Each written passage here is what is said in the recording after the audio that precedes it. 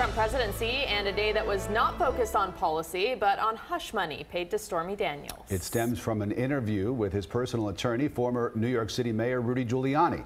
CBS 4's Eliott Rodriguez is in the control room for us. And Eliott, the former mayor, not done talking yet.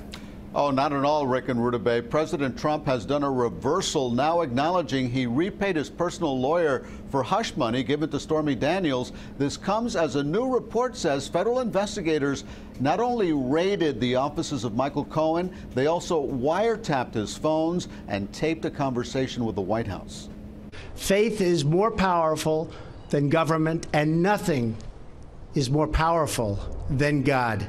President Trump celebrated the National Day of Prayer at the White House amid new revelations by Rudy Giuliani that Mr. Trump reimbursed lawyer Michael Cohen $130,000 to keep porn star Stormy Daniels quiet about an alleged affair. Something to do with paying some Stormy Daniels woman $130,000, I mean, which is going to turn out to be perfectly legal. That money was not campaign money. That claim contradicts what the president told reporters last month. Did you know about the $130,000 payment to Stormy Daniels? No. Giuliani now says Mr. Trump paid the amount in $35,000 increments. He was definitely reimbursed. There's no doubt about it. Cohen made it go away. He did his job. So did the president lie? The attorney for Stormy Daniels believes he did. Now we have a clear example of the president and Michael Cohen lying repeatedly to the American people, Gail, about this payment, about the arrangement. Why the president was not truthful with the American people and with the people in this room. As Mayor Giuliani stated, and I'll refer you back to his comments, this was information that the president didn't know at the time, but eventually learned. How do you feel about being wiretapped, sir?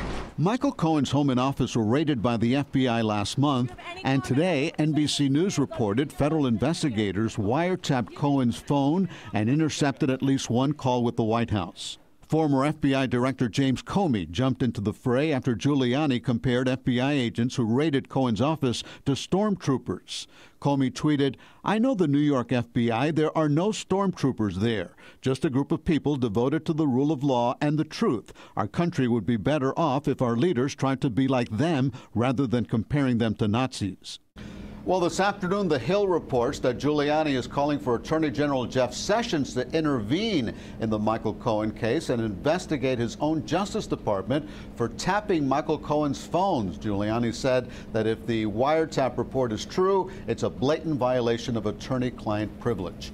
Rick and Rutabaga, back to you. Eliott, thank you very much. The president's own admission that he paid Michael Cohen back for that $130,000 payment to Stormy Daniels contradicts not only past statements the president has made, but also what Michael Cohen himself has communicated to me. I reached Cohen over text last February 13th when news of the hush money payments were first reported. I asked him if the stories were true and whether he had paid the money out of his own pocket. He responded, "Neither the Trump organization nor the Trump campaign was a party to the transaction, and neither reimbursed me for the payment, either directly or indirectly." I tried to get a response today in light of the president's tweet that he did, in fact, reimburse Michael Cohen. Mr. Cohen has not responded to my texts. So what does fired FBI Director James Comey have to say about all of this? We've heard a little bit of his response, but find out when he appears live at the table on CBS This Morning. That's tomorrow morning at 7, right after CBS 4 This Morning. That starts at 4:30 a.m.